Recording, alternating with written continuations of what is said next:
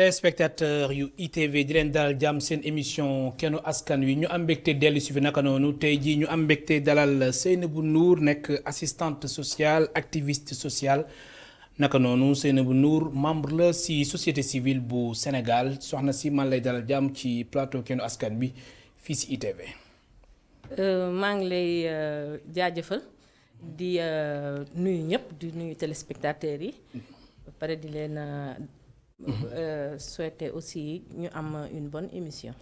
di la gërëm baax di la sant Seynabou alors ñu fas yéene waxtaanee actualité bokk na si mbirum Ousmane Sonko Adji Sarr naka noonu tamit lépp lu jëm ci wàllum taxawaayu jigéen duñu bàyyi ginnaaw aussi arrestation yi nga xamante ni am na fan yi bu si mujj muy bu Guy Marius Sagna dem naka noonu Assane Diouf ak tamit Clédor Sène yow mi nga xamante ni activiste social nga alors nga nekk membre de la société civile ban lecture ngay amal si arrestation yi nga xamante ni am na dem. waaw lecture bi ma siy am man dama xaajale maanaam pouvoir yi. dafa am ñu nga xam ne yàlla ñoom la jagleel ñuy def ay enquête di arrêté ak di am ay mesures coercitives yi ñuy def. ñun société civile li ñu fi nekk mooy dañu nekk en système de veille et d'alerte. donc jàngat yi daal mooy maanaam man ni ma ko gisee. dañu war a ci rek force à la loi comme ni ma ko waxee ci sama déclaration début bi. force reste à la loi. voilà. am na ñuy def seen liggéey ni ñu koy defee ñoom ñoo ko xam ñun société civile li ñu xam ñun ñu ngi koy def. donc man awma ci benn jugement bu ma ci war a porter. alors kon da nga jàpp ni daal nañ bàyyi yoon mu def liggéeyam comme lu ñuy wax séparation des pouvoirs. voilà. mu ngi noonu loolu mooy sa gis-gis. loolu mooy sama gis-gis. alors fan yi aussi dañu nemmeeku ni comme mbirum laaj bi bëggoo si sore noonu. alors dañu nemmeeku ni fan yi dérive yi dafa bëri ci wàllum place publique bi internet bi réseaux sociaux yi alors yéen ngeen di artu ngeen ni vraiment dafa jot ñu def nànk. ndax saaga yi doy na waar menaces yi aussi doy na waar alors lan moo tax ba jamono ji ngeen di yëglu pour wan ni dafa jot ñu taxaw. li nga xamante ni Sénégal fu mu jëm baaxul. waaw parce que boo nee société civile. mooy askan bi. askan bi dañu nekk ci biir askan bi. di dugg ci ñun ñooy le bas peuple. le bas peuple mooy ñi nga xam ne dañuy dugg clando. dugg car rapide. dugg tata. dugg bus. nekk ci nga ci biir.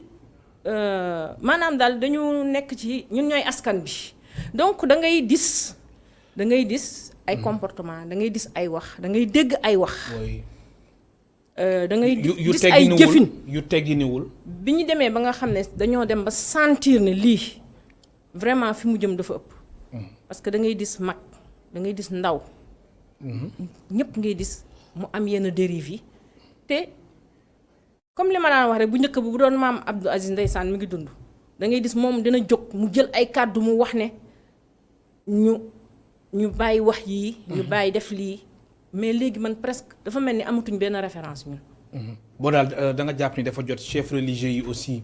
wax ci génn wax ci surtout ci réseaux sociaux yi. oui ñu def attention. ci réseaux sociaux yi. waaw parce que réseaux sociaux dafa nekk loo xam ne dañ ko importer dañ ko jëlee feneen indi ko ci ñun. buñ ko indee ñun nan lañ ko war a jàppee parce que am ñu bari ñu nga xam ne ñu ngi utiliser réseaux sociaux xamuñ lan la. xamuñ sax ne serveur yi nga xam ne ñooy capter image yi ak di jël information yi nekkuñ sax Sénégal. te xamuñ sax mën nga saaga après mujjantil ki nga effacé ko mais teewul. toujours ma nga des na capté nañ ko ba pare. mi ngi noonu. waaw wala nga dugal li nga xamante ni. jaaduwul. waaw nga supprimer ko fekk affaire bi dafay des. mi ngi fi ba léegi. oui donc loolu lépp ñun loo xam ne ñun maîtriser wuñ ko la donc dama bëggoon ñu xelaat ne dañ ci war a maanu ci loolu. trop. dañ ci war a maanu trop. donc loolu léegi nag bi ñu gisee ne dérive yi bëri na wax yi bëri na ñu tamit ñu jóg. ñu ne il faut ñu wax ci. est-ce que yéexoo leen jóg. parce que xam nga. yow est-ce que mës nga ma gis ma nekk di wax ay plateau wala dara. je pense c'est une première ngay def. waaw plateau wooye. ñun on travaille dans l'ombre. Nous sommes des activistes. yoo xam ne nous prenons le mal à sa racine. Nous prenons le changement de comportement. maanaam coppeeku boo xam ne au fond lay jóge ci nit ki. dañuy dem ba dañuy jël ci processus de socialisation nit ki. mooy bu nit ki juddoo. ni ñu koy yaree. ba muy màgg ba muy def ay choix projet de vie am ay choix am yépp ñu gëstu ko xool fan la am ay rëq-rëq ak yooyu yépp ñu jéem a fexe ba nit ki nekk nit am connaissance yépp en matière de santé. alors yéen lan moo tax boobu ba léegi comme ni nga wax da ngeen doon toog seen roq di def li ngeen di def jamono ji ngeen jug génn. parce que dañu gis ne lan moo wuuteeg ak yi fi daan am. waaw dañu gis ne mi ngi jéggi dayoo parce que léegi. mais xam nga lii mais lii du lu bees. du lu bees mais ak mbas mi actuellement couvre-feu bi. état d'urgence. ñu ngi ci benn challenge boo xam ne benn méthode boo xam ne dañ ko war a dindi Sénégal. ñëpp war a delluwaat ci yàlla. ñëpp war a conscient waat jéem a jëlaat suñu bopp amaat xalaat. ne nan nañu war a def ba suñu jëmu. gën a amélioré wu. kon xalaat yi dafa war a rafet. waaw ñuy dugg ci ñuy mel ni kuy gën a dellu ginnaaw. si man. si xalaat yi mu mel ni xalaat yi dafa gën a négatif. dafa gën a daal dellu ginnaaw. te dañu waroon a gën a jàppoo. gën a solidaire. surtout boo xoolee mbas mi par rapport ak àddina bi yépp nga xool Afrique ni ci mbas mi nekkee. ñun war na am neneen nu ñu war a doxalee. nu dul di kiyante. di waxante lu ñaaw. di génnee lu ñaaw te du ñu am benn retenue. du ñu am benn sutura. du ñu am benn kersa ci li ñuy wax. te toujours olof yi dañuy wax mbàjju xaaxaam balaa nga koy solal nit danga koy solal sa bopp ba xam ba pare lu muy def ci yow. boo xamee lu muy def ci yow ba pare nga xool est-ce que di nga ko solal beneen nit. ñun daal loolu moo tax ñu ne il faut ñu jóg ñu jéem a waslu suñu àq surtout que li ñi gën a nekk en cause mooy jeunes yi ak femmes yi ñoo gën a nekk en cause dans tout ce contexte bi yépp actuellement loolu la voilà loolu daal ma fàttali suñ mbokk téléspectateurs yi ñu ngi dalal Seynabou Ndour nekk assistante sociale naka noonu activiste sociale Seynabou Ndour membre la si société civile bu Sénégal mu ngeen participer si émission bi soo leen wootee si 88 628 74 74 88 628 74 74 alors Seynabou mbirum Adji Sarr Ousmane Sonko. boobu tamit nekk na dossier bi nga xamante ne mu ngi si yoon mais soxal na leen. si ban fànn lan moo tax aussi yéen dossier boobu. mu soxal leen qu'est-ce qu'il y a wala xibaar yu si commencé jibla wala tamit version yu ngeen siy dégg. moo tax ngeen ni vraiment dafa jot. lépp lu ñu xamante ni dafa jëm ci wàllum dossier bi. ñu bàyyi yoon encore une fois mu def liggéeyam. parce que ñun xamuñu Adji Sarr xamuñu député bi xamuñu leen. ñun li ñu xam. mooy les êtres humains doomu aadama yi nekk Sénégal. moo leen ñor. moo ñu ñor muy góor muy jigéen. muy mag muy ndaw. muy porteur de voix yi porteur de sans voix yi ñun nag porteur de sans voix yi la yàlla def ñu nekkoon ak ñoom depuis boobu ba léegi. muy comme kaawu Adji Sarr bi. porteur de sans voix la. donc li ñu gën a bëgg ñun ci dossier boobu mooy ñu maanu ñi nga xam ne xamuñu ci dara. ñu maanu muy man muy keneen ku ci xamul dara nga bàyyi nga noppi. boo ci mënul wax lu nga xam ne dina tax situation bi aboutir ba Sénégal am jàmm ba ñu nekk ci jàmm ba ñu bañ a ñaawal suñu deru askan. parce que réseaux sociaux yi fu ne lay dem. ñu nekk ñu ngi ñuy seetaan ci àddina dañuy seetaan di ñu reetaan di ñu seetaan di ñu xool li ñuy def. te Sénégal mérité wul loolu. mérité wul loolu. parce que ñun dañu nekk Sénégal ñu wax pays de la teranga. bañ na ko boo gisee am nañu ay sama connaissance yu nekk bitim réew toujours dañ naan yéen xamu leen ban chance ngeen am li ngeen nekk Sénégal jàmm ji fa am salaam bi fa am solidarité bi fa am ak maanaam daal ambiance beeg yëpp te loolu dafa amoon depuis les 50 dernières années yëpp mais dafa commencé yàqu carrément léegi amatul dara lu nit am kersa wax wala mu koy def. oui. donc loolu la ñu seetlu daal. alors depuis éclatement mbirum Adji Sarr Ousmane Sonko. ban seetlu ngeen seetlu si depuis lors. xibaar yi fi jub ak réaction yi. ñi jaar gauche ñi jaar droite alors yéen jamono jii nii. lan ngeen nemmeeku. kan dafa am ay manipulation dafa am ay fausse information wala lan moo si nekk. yéen en tant que membre société civile. lan ngeen mën a wax si dossier bi. à ce stade. waaw boo xoolee début bi vraiment c'était trop flou ku nekk réeroon nga. réer nga bu baax sax askan bi ku nekk yaa ngi doon wax. topp mouvance majorité bi di wax lu majorité bi wax rek nga wax da ngay ñëw fekk ñuy débat. nga ñëw dugg ci doo xam sax lan la mais. foog nga joxe sa doo xam sax les tenants et les aboutissants. doo xam dara yow daal ma riirandoo ngay doon rek. da ngay ñëw rek daal ne il faut ma bokk si diapason bi. wax comme ñëpp. def comme ñëpp il faut ma bokk si débat bi. te doo xool ndax est-ce que yow lii ngay def nii yow bokk na si valeur suñu valeur yi nga xam ne ñun moom la ñu am muy maanu. maanu ci loo xamul. donc boo xoolee. comme li may wax rek bu njëkk ba dañuy yar ba nga xam ne bu gan ñëwee ci kër boo woowee xale bi bu la xale bi décrire yére gan bi da nga koy dóor ba mu bëgg a dee ndax dañu jàngaloon di maanu. oui maanu sutura. waaw jom. waaw fulla ak fayda. waaw yooyu yëpp dañu ko jàngaloon. mais léegi da ngay gis xale bu ndaw dina manquer de respect parce que lan doo la daraam te normalement xale dafa war a jox cër mag yëpp. mais loolu si sa gis-gis lan moo ko waral réseaux sociaux yi. li si gën a bëri moo dem ba nga xamante ni. waaw situation bi xaw a jaxasoo. nga xamante réseaux sociaux yi léegi da ngay gis xale bu tuuti téléphone. di gis lu nekk si sa réseaux sociaux yi. dem ba nga xam ne day démystifier affaire waajur day rôle waajur day démystifier mag. bu njëkk ba xale pour mu dugg néegu mag sax problème la woon pour mu toog lalu mag problème la woon pour mu xool mag si bët sax problème la woon. mais léegi. li ñuy wax dépravation daal moo fi am. alors yow mi nga xamante ni jigéen nga. Adji Sarr naka noonu. alors image yu jigéen. Sénégal jamono ji ban taxaw seetlu nga siy def. waaw jigéenu Sénégal méritowul. méritowul loolu. même temps yee décrié woon nañ ko mooy ñi ñuy jàpp ñuy jël alalu jàmbur. ñu leen di dépouiller de leur habit di leen génne ci réseaux sociaux yi. parce que dañuy wax même def naa ko ci déclaration bi. même prisonniers yi nekk ci kaso yi sax am nañ droit. oui dañ ci ñëw ci kanam tuuti. waaw donc. image yu jigéen. waaw ñu jël image yu jigéen di ko génnee te boo xoolee yow jigéen boobu boo ko xoolee sa sœur. xoolee ko sa yaay. xoolee ko sa tante walla sa cousin walla sa cousine. doo ko def loolu.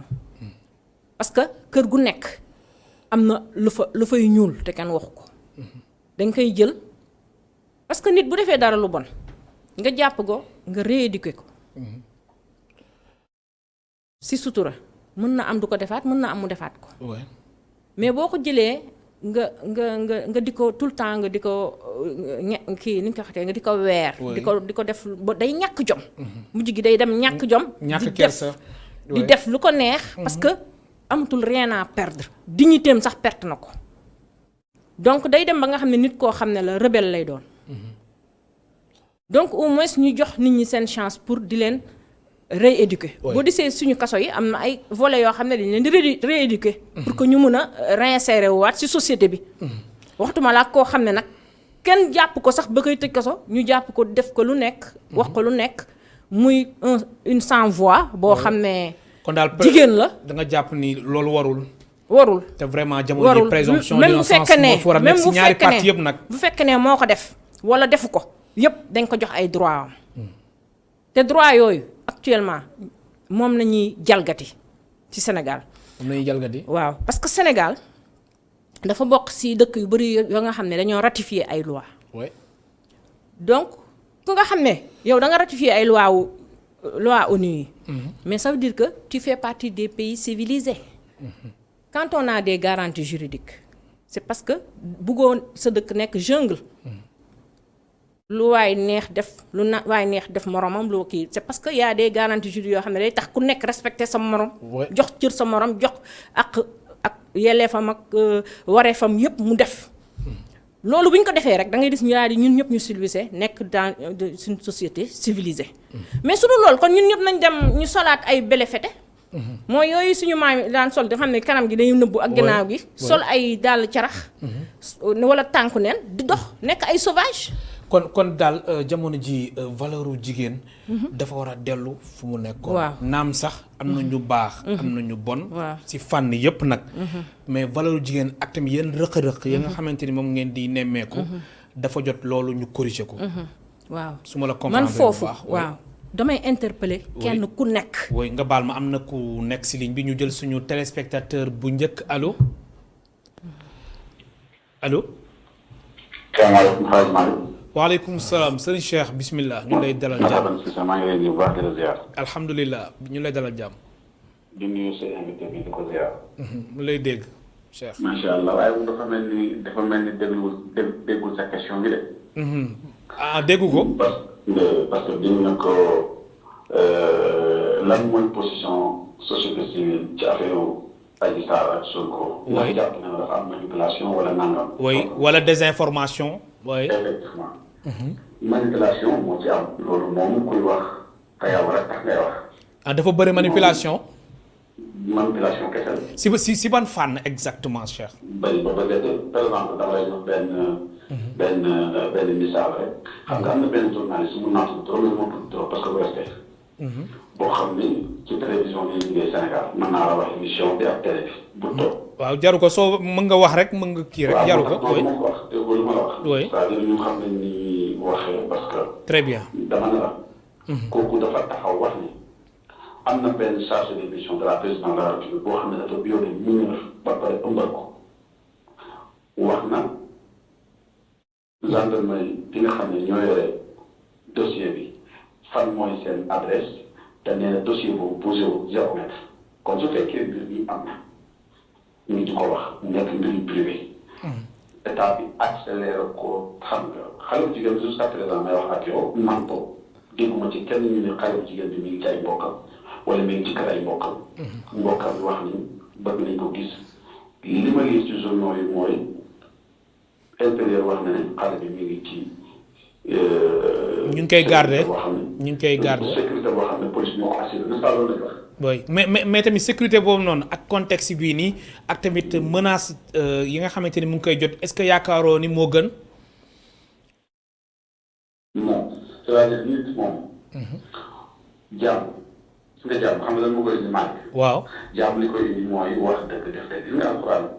ñun alif laam miim ilaa mina jinnati wan naas. lépp dëgg la dëgg googu buñ ci tegoo mooy may jàmm. dama lay jox benn nga soxna si ñi mu solo xam nga sànq laaj ko ci comportement jigéen Sénégal yi. oui. xam nga l'islam lépp lu mu digal jigéen ñi jullit moo gën ci moom si nga soxna si mu baal mais bu génnoon ci mbedd tey benn góor ko ñàkk fayda. parce que ni mu solo mooy kaaraange ci moom.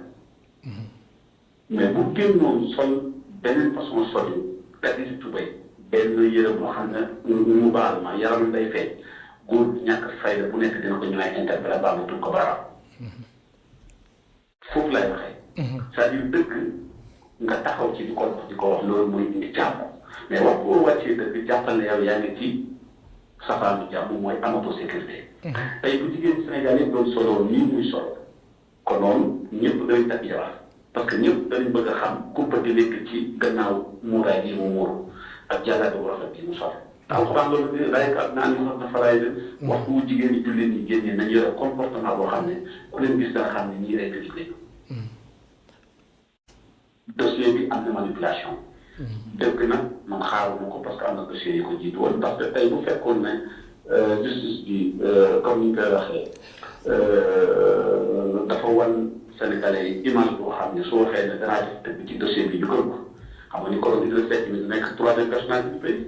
parce que moo taxaw wax Sénégal yëpp ne leen effectivement problème bi ma jotee Abdoulaye Wade xaalis bi maa ngi ko denc heure bu Wade daanu ba indiwaat an xaalis boobu kooku mi def ko tey nommé ko troisième personnalité yow yaakaar nga ne bu réew mi amoon justice boo stable boo xam ne ñëpp dañ ci am confiance Awa Ndiaye dina représenté rek ci gouvernement Macky Sall Souleymane Ndéné Ndiaye ak ñeneen ak ñeneen ana ñu àndoon ak Macky pour doon xeex régime Wade ñooñu ñëpp yóbbu na leen fa indi ñi nga xam ne ñun moo ñu merloo woon ba ñu wàccoon 23 juin c'est-à-dire il faut que ñu delloo saa tey comme li may wax toujours mais jusqu'à wax lay doon wax bu ñu jàppee ni ñëpp a ngi nelaw ñëpp nelaw de man doomu daaw laa gis daaw laa jàng waaye nelaw ma 100% te loolu bëri naa ci ay borom maa ngi jël bu baax di nuyu soxna si di ko félicité di la gërëm mu ñaan moromu jigéen nii ñu delloo saa seen xel xam ne fii àdduna te danañ fi jugee lu yàgg danañ fi jugee léeg-léeg nga gis loo xam ne ci réseaux sociaux yi bi la waxee lii doomu jullit moo ko def yow ngay am kersa nga génn ci mbedd bi moomu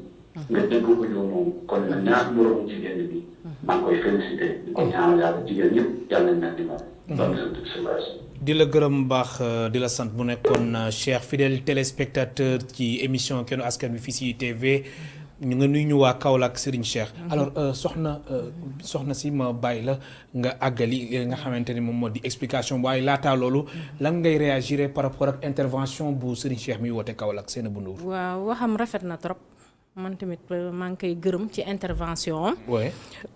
donc li mu fi wax yëpp il a le droit de le dire. am na droit wax ko. ñun loolu la ñuy xeex. ku nekk ñu wàccee la sa droit. sa yelleef. ak say wareef. mais donc moom loolu la xalaatee. mais moom te rafet na aussi.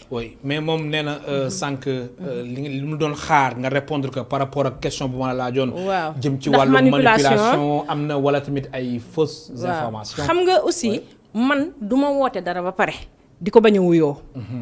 su ma taxawee fii ne dafa am manipulation man wóoru ma te man du ma wax lu ma wóorul. su fekkoon ne dafa maa wu leer ma am si ay firnde mën koo lire noir sur blanc wala ma fekkee jëf yeeg lépp mën naa ci wax. mais wax dëgg yàlla mënuma cee wax. parce que dama ciy maanu est-ce que yaakaaroon ni li nga xamante ni moom moo di ñi nga xamante ni ñoo ànd ak Ousmane Sonko. ak ñi nga xamante ni ànd ak moom. ku si nekk.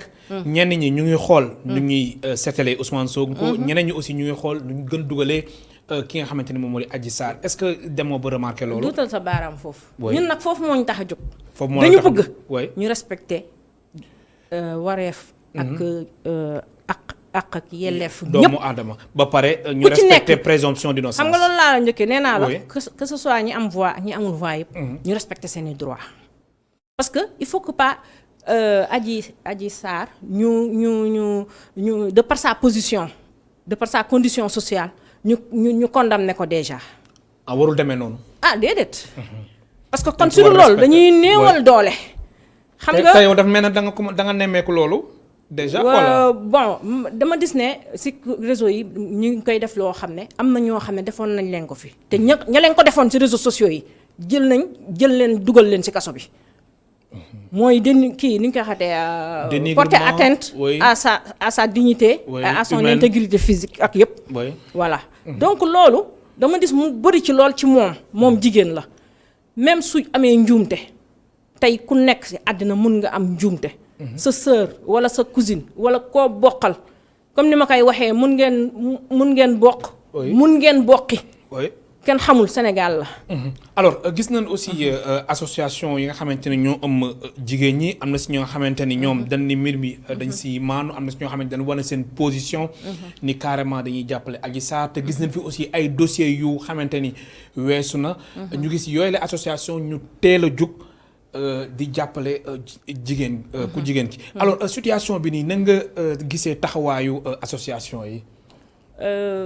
surtout association yi nga xamante ni ay. association des femmes xam nga dañ ne. mais nag fii nag moom foog nga toog il ne faut point juger si on ne veut point être jugé. mais fii moom man la fii xaar. donc fii moom foog nga tontu ma ndax sànq ba léegi man lay laaj ay question waaw yaa ngi jéem a rafetal di kii mais fii nii. non parce que dafa am ñoo xam ne jël nañ position pour moom. am na ñoo xam ne jël nañ position pour député bi am na ñoo xam ne dañoo neutre. ñun nag dañ ne na lépp jaar yoon. que ce soit. parce que boo njobotee da ngay tëddee njaaxanaay du dëgg borom kër bu nekkee ci kër bu dara xewee. da nga war a tëddee njaaxaanaay. mais tëddee njaaxaanaay boobu est-ce que waruñ ko def ci dossier yëpp. bon man nag dossier yeneen yi xaw ma ci dara. non am na ay dossiers yu paas yi nga man xamante xam nga lan laa ni xam. des fois ñoom dañuy xam nga teel a lan laa xam. réagir. est-ce que li ma yaakaaroo ni. man ci dossier yëpp tout ce qui est justice wala politique wala leneen man duma ko suivre dossier yooyu xam nga lan laay suivre. les femmes qui sont vulnérables. femmes yi nga xam ne. kon Adji Sarr si la bokk. amuñu si la bokk. si la bokk. amuñu wéeruwaay. amuñu wéeruwaay kon Adji Sarr amul wéeruwaay. muy Adji Sarr. Adji Sarr déggoo ma ne sama déclaration ñaata Adji Sarr nañu am fii. ñaata femme vulnérable lañu am au Sénégal. kon am na yoo ñi nga xam ne xamante ni chaque jour ñu ngi xëy. yoo xamante ni xamuñu ko sonn yëguñu ko. xamuñu fu ñuy teg seen tànk. ñu ngi xëy di ut lu ñu am. di ut di daan seen doole. lu nekk nag ñu ngi koy def pour daan seen doole mais encadrement ba ñu waroon a am seen début seen njëlbeen. amuñu ko amuñu ko. am na keneen ku nekk ci ligne bi ñu jël ko suñu beneen téléspectateur bismillah allo. kooku dem na ma bàyyi la nga eggali. waaw donc encadrement bi ñu waroon am amuñu ko loolu laay wooyee phase de socialisation boo xam ne dafa am dysfonctionnement. parce que yow boo juddoo ba ma ngay màgg dafa war a am foo war a jaar yëpp ci sa éducation. yooyu yëpp am na yoo xam ne day faussé. te léegi éducation bi dafa am yu ci sooxee. léegi nag ci éducation boobu dafa am benn phase boo xam ne boo si tolloo sa àddina. da nga war a am ñu la jàppale. ba nga xam ne di nga am. xam li nga bëgg sa àddina. xam fi ngay teg sa tànk xam fi ngay teg sa tànk. def formation wala nga jàng ba egg foo war a jàng. oui am na solo. am na keneen ku nekk ci ligne bi ma jël ko allo. allo allo. bismillah kilifa gi allo allo. kooku dem na. c'est bon. donc. loolu dafa manqué jigéen ñu bari fii Sénégal ñun loolu moo tax suñu kuréel yi jóg suñu kuréel jeunes yi ak femmes yi. alors sànq ñu ngi woon ci valeurs yi. Serigne Cheikh mi doon wootee Kaolack moo tax mujjoo woon àggali sa explication. alors valeurs yi nan nga jàpp ni yoon boobu nañu war a mën a jaar. ngir tamit vraiment valeuru jigéen dellu fa mu nekkoon. valeuru jigéen. oui. déjà nañ commencé ci l'éducation de base. oui. xaw ma ni ñu koy waxee ci olof. éducation de base. la ñuy commencer parce que surtout tànk beeg lépp. waaw foofu boo gisee lu tax mu faussé léegi lu bari. mondialisation bi ouverture bi. parce que ouverture bi dafa ñëw mais amul. garde-fou. amul garde-fou am na keneen ku nekk ci ligne bi ñu jël ko allo ndax téléspectateurs yi aussi ñoom ci nañ bokk allo. allo oui. allo. allo oui. soxna si suñ mënee baal nga yëkkati kàddu kii su ko defee déggin bi gën a mucc ay bismillah. allo allo. allo. allo. waaw bismillah soxna si. fan laa nekk ci rajo baal ñu nga wàññi télé bi da nga takk écouteur. déedéet. waaw baal ñu nga wàññi télé bi su ko defee déggin bi gën a mucc ayib. waaw damay laajte fan laa nekk ci télé bi. allo suñu la mënee dégg bu baax déggin bi dafa xaw a faible. allo ma ne fan laa nekk ci télé bi. waaw yaa ngi en direct ci ITV. waaw man li ma bëggoon a wax. allo baal ñu nga wàññi télé bi soxna si. allo. allo est-ce que mën nga wàññi télé bi s'il vous plaît. waaw pousse naa ci télé bi man li ma bëggoon a wax lenn dong la. soxna si. allo. soxna si dafa am écho soo mënee déplacé wu wala nga wàññi télé bi carrément su ko defee déggin bi gën a mucc ayib. waaw wàññi naa ko allo. allo waaw. yaa ngi may dégg. Seynabou yaa ngi koy dégg. waaw bismillah. waaw man li ma bëggoon a wax waa Sénégal. nañu jox xale bu jigéen bi ak. allo. allo kooku dem na malheureusement déggin bi. neexul noonu. alors Seynabou ma bàyyi la nga àggali. waaw donc ñun bu ñu paree laaj. ci phase de socialisation boobu. oui. da ngay gis ne dina am ay jeunes filles yu bari dañuy nekk en déperdition scolaire. jeunes filles yu analphabètes. ñun par exemple suñu kuréel yi. oui. boo jëlee fukki jigéen da ngay gis ne benn jigéen walla ñaar ñoo ci jàng. ba egg yenn ba egg sax 5e secondaire. du ñu mën a lire sax bu baax. duñu mën a bind bu baax duñu mën def. donc yooyu yëpp dafay leen di gàllankoor. te même sax ay mariage précoce yi. naka noonu les grossesses non désirées loolu yëpp. mu nekk waaw mariage précoce yi sax léegi peut-être xaw na wàññeeku sax. oui bien sûr xaw na wàññeeku. grossesse indésirée yi aussi. xaw na wàññeeku. boo xoolee depuis avant il y a 10 ans. ak léegi grossesse précoce yi. kii indésirée yi. wàññeeku na bu baax. mais boo xoolee fi gën a am fay mooy analphabétisme bi. analphabétisme ba nga xam ne ignorance bi. jigéen ñu bari seen phase bu ñu nekkee adolescente 11 ans. jëm kaw yépp am na benn suivi bu ñu leen war a defal dafa manqué. parents yi amatuñ jot bu baax da nga gis papa ak yaay yëpp day génn dem liggéeyi. xale yi yendu ñoom ñëpp ak jànq bi wala ñoom seul wala ñu yóbbaale leen ci commerce bi wala ainsi de suite. pendant toute la journée. donc dina am moment yoo xam ne xale bi peut-être dina am benn phase boo xam ne da koy manqué ci vie am. mu toog ba ci yàgg war a affronter la vie adulte donc war a am ay bëgg-bëggam war a am ay ambition mais comment faire pour satisfaire ambition yooyu mu commencé nag gis ay lacune am wala ci biir ignorance am mu dugg ci lu nga xam ne xamu ko. alors Seynabou Ndour yéen tamit da ngeen di bàyyi xel bu baax a baax nekkinu détenu yi naka noonu ak yelleefu détenu yi. yéen loolu ban taxaw seetlu ngeen ci am. waaw gis nañ ne ñu ngi ciy def ay jéego. parce que am na ay centre de réinsertion. oui pour détenus yi. mais gis nañ ne aussi ci politique publique yi parce que man aussi dama bokk commission nationale des suivis des politiques publiques. oui dans le cadre du PSE. donc damay suivre di xool li ñuy def ak li ñu dul def. mais gis naa ne ñu ngi wax affaire tabax ay yeneen kaso ak yooyu. alors loolu moo tax yenn laaj yi ma la laaj bëggoo ci sore noonu. ndax lan. li nga bokk ci. non non loolu dañ koy def ñun parce que dañu bëgg bu ñu nee. oui dañuy defal lii hôpital yi ñu bu fekkee ne defuñ ko ñu ne lu tax defuñ ko. ñun loolu la ñuy def. donc on n'est pas là pour kii on est là pour alerter. pour veiller à ce que. li nga xam ne lañ ko war a def pour askan bi ñu def ko.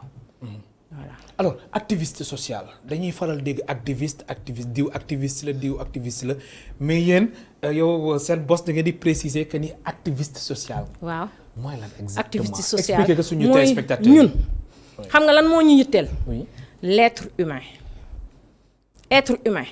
moo ñu yitteel nit ki développement nit ki développement. mën a fexe ba nga xam ne nit ki dina conscient de ses capacités conscient de ses compétences mën a wóolu boppam ba nga xam ne am estime de soi ba nga xam ne dina mën a affronter la vie sans dugg ci li nga xam ne warul ci dugg. kon yéen bokkoo leen ak activistes yi nga xamante ni ñoom dañuy alerter maanaam su ma nee alerter maanaam ñoom dañuy critiquer bu baax fànn boobu sax laay moo boobu laay utiliser critiquer bu baax nguur gi. activistes yoo xamante ni dañuy manifester wala tamit dañuy nekk ci réseaux sociaux yi exemple comme ay Guy Marius Sagna nu mu nekkee ay activiste nga xamante ni moom fu mu dem da koy wane ni activiste révolutionnaire la. mais activiste social. dafa wuteeg lool ak. ñun nous sommes opérationnels. nous sommes opérationnels mooy ñun dañuy liggéey ci kaw nit ki. dañuy gis ne nit ki buñ ko jàppalee dina dem. loolu daal moo te am na lu ko manqué. mu am xam-xam manqué na ko. très bien mu am yenn kii yi ni ñu koy waxtee yenn aptitudes yi. ak yenn attitudes yi. da ko manqué ba mën a réaliser ay projets. waaw ñu daal di koy dooleel daal di koy renforcer capacité am en matière de droit en matière de connaissance sur la santé. te gis nañ ne bi ñuy def suivi politique bi gis nañ ne nguur gi am na une approche inclusive boo xam ne en matière financière en matière sociale aussi. boo xam ne ñun yaakaar na ne ñun suñu kuréel yi war nañ ñu ci mën a bokk. ñun ñi nga xam ne presque les marginaux. amuñu voix les plus vulnérables. les jeunes les femmes yi nga xam ne le bas peuple. ñu mun a jot ci financement yi comme ça approche inclusive boobu que ce soit financière ou sociale ñu mun ci mu mun a effectif. waaw alors activiste social nga. naka noonu Seynabou Ndour nga nekk assistante sociale. ma dellusiwaat si mbirum Ousmane Sonko ak Adji Sarr. alors Adji Sarr jamono ji da nga jàpp ni dafa soxla loolu maanaam ñu koy assister ci côté boobu la. man xaw ma sax Adji Sarr mosuma ko gis. waaw mais dama ne en tant que assistante sociale je prends d'une manière globale. Oui. Le comportement man li tax ma tax a jóg ba def déclaration. Ouais. mooy le comportement du peuple sénégalais. nan la vis-à-vis nan la vis-à-vis d'une situation ou bien des situations qui se présentent. oui Comment quelqu'un un citoyen lambda oui dañu gis nañ nan nañuy agir dañuy gis comme ni ma ko waxee rek oui ñu ne yamba baa ngi nii benn yamba ngi nii am keneen ku ne tël ay yamba ngi nii keneen ne riche mi ngi nii keneen ne dégg naa sax yamba bi màtt na nit te fekk yow kon yow situation bi noonu la gis waaw suivre processus bi de mais da nga dégg ne tëll benn yamba ngi ne ñu wax de yow nga daal di ñu daal di fomenter tout un schéma teg. kon loolu nga gis yow si dossier bi. waaw parce que da ngay gis ñoo xam ne dinañ toog 30 minutes au lieu par exemple au lieu ñu ut li nga xam ne daf leen di avancer ci àddina. oui ñu toog di wax ci affaire Adji Sarr Ousmane Sonko waaw di ci wax affaire Sweet Beauty. ku nekk joxe ci à cœur joie di wax d'une manière ba nga xam ne yow dafa mel ni sax yow bu fekkoon ne yow tey sa mbokk la tey yow nan ngay comporté woo dañu waroon jël doomu aadama ku nekk oui sa conscience yow nga toog nga ne ah man mii lii de du ma ci wax na xaw ma ci dara. mais nag quand même sénégalais yi aussi soo leen bëggee tere ñu wax ci dossier bi day xaw a doy waar. ndax fekkee ni Ousmane Sonko moom moon jëloon 3e ci élection présidentielle bi ñu bokk ñu bëri ñu jàpp ni aussi moom adversaire bu sérieux la ci pouvoir bi fekkee ni situation bi mel ni dañ ko wax. mais askan bi aussi ñoom dañuy wax seen xalaat. peut-être aussi li ngay wax rek mooy ñi nga xamante ne dañuy wax lu ñu xamul. waaw. n'est-ce pas. waaw mais dama bëgg ñu jël conscience. oui parce que ñun maano bi ñun dañ koy def ci suñuy estime de soi. maanaam comme li ñuy wax rek crossline mooy maanaam s'occuper de ses oignons. lu nga xamul sa yoon nekku ci li nga xam ne yow mënoo ci wax lu nga xam ne day defar. pour Sénégal askan bi yëpp nekk parce que ni ma ko waxee rek ci déclaration bi mën nga di taal lakk fenn. foog ne foofu lay yem mu lakk wi ñëw ba lakkaale la ndax ay du yem ci bopp borom. voilà oui donc ñun ñëpp nañ jëlaat conscience. ñu def nànk te bàyyi loi bi def. yoon def liggéey. waaw yoon def alors Seynabou du ñu jeexal émission bi te laaju mën a tamit ci campagne de vaccination bi jëm ci Covid 19 bi nga xamante ni moom nañ tàmmali tey. di nga ñàkku ji. waaw inscrire naa. inscrire nga déjà. waaw nan nga gisee mbir mi. ah dinaa ko def de. waaye parce que dama wóolu sama système de santé. dama ko wóolu. parce que ay citoyen lañ et que duñu sànq seen askan. donc lépp lu nga xam ne depuis des années ñu ngi def ay campagne de vaccination. di aar askan bi. te yaakaar naa ne bi Covid bi ñëwee bu fekkoon ne askanu Sénégal am na nu mu mel kon Covid bi doon nañu gën a sonal. donc man je me dis que système immunitaire Sénégal en général baax na. donc système sanitaire bi. baax na. mais teew waaw. léegi vaccination bi aussi. oui nañ ko def. waaw ndax teewul nii tey rek ñu ngi annoncé 18 morts. mu nekk fukki nit ak juróom-ñett yi nga xam te ne ñàkk na seen bakkan dem ci mbas mi. waaw parce que boo gisee première vague bi amul woon loolu amul woon ay 18 morts par jour wala yooyu mais léegi dafa changé si niñ ko gisee daal. 18 morts kay lii moom lu njëkk la moom. vraiment ci Sénégal mu ngoog dafa changé. façon dafa changé visage. oui deuxième vague bi. donc nañ wóolu aussi suñu personnel de santé bi. kon yaa ngi ñaax sénégalais yi ñu dem ñàkk. waaw actuellement kiiwuñ ko defuñ ko mu large. dañ ne les personnes de santé les personnels de santé de première ligne. oui les nga xam personnes ne ñu ngi nekk âgées waaw ak âgé de 60 ans avec comorbidité. oui ak léegi donc ñi nga xam ne daal ciblé nañ leen nañ dem ñu ñàkku ji. waaw ce dernier mot Seynabou simili yi jeex na. waaw donc ñu daal jox ñëpp chance. ñëpp chance que ce soit les jeunes les femmes les plus vulnérables vraiment ñu boole leen ci kii bi ni ñu koy waxee approche inclusive côté financier ak côté social bi ba nga xam ne dinañ mën am une chance pour que tout le monde puisse réussir sa vie et que tout le monde puisse vivre en paix dans ce Sénégal. am na solo mu nekkoon Seynabou Ndour nekk activiste sociale assistante sociale naka noonu membre de la société civile fii ci Sénégal mu nekkoon tey suñ gan ci émission Kennu Askan Wi di ko gërëm baax di ko sant mbokk tey spectateurs yéen tamit ñu leen di gërëm baax di leen sant amoon seen fay ba suba incha allah ñeenti waxtu.